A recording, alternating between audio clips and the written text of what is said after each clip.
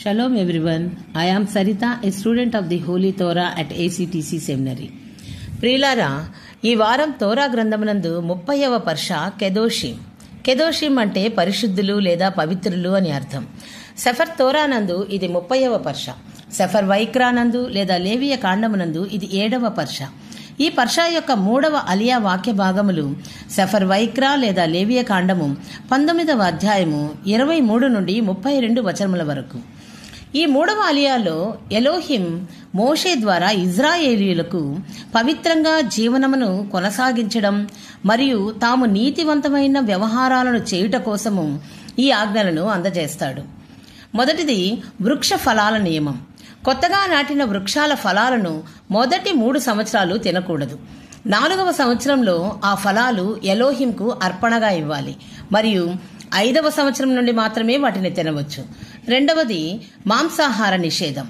రక్తంతో కూడిన మాంసాన్ని తినడం నిషిద్ధం. ఇది పవిత్రతను కాపాడుతుంది. మూడవది మాయా పద్ధతుల నిషేధం. జ్యోతిష్యం, మంత్రతంత్రాలు లేదా ఇతర మాయా పద్ధతులను అనుసరించడం నిషిద్ధం. ఇవి నిషేధించడం వలన ఎలోహింపై మనకు ఉన్న విశ్వాసాన్ని బలపరుస్తుంది. 4వది వృద్ధుల పట్ల గౌరవం. వృద్ధులను సన్మానించాలి మరియు గౌరవించాలి. వారి జ్ఞానం మరియు అనుభవాన్ని గుర్తించాలి. 5వది పరదేశుల పట్ల నీతి కలిగి ఉండాలి.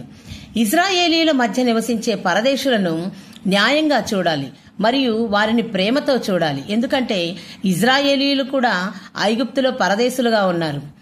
ఈ ఆజ్ఞలు ఇజ్రాయేలీలు మరియు ఆయన యందు భయభక్తులు గలవారు పవిత్రంగా నీతిమంతంగా జీవించడానికి మరియు ఎలోహిం యొక్క పవిత్రతను ప్రతిబింబించడానికి మార్గదర్శనం చేస్తాయని ఈ అలియా బోధిస్తుంది. మరిన్ని తోరా పాఠాల కోసం మా యూట్యూబ్ ఛానల్ను సబ్స్క్రైబ్ చేయండి, లైక్ చేయండి మరియు మీ అభిప్రాయాలను కామెంట్ చేయండి. యాషోవా మెస్సే నామం పేరిట shalom లెహిత్రోత్. Thanks for watching. Do subscribe our channel. Please like, share, comment and don't forget to click the bell icon for notifications.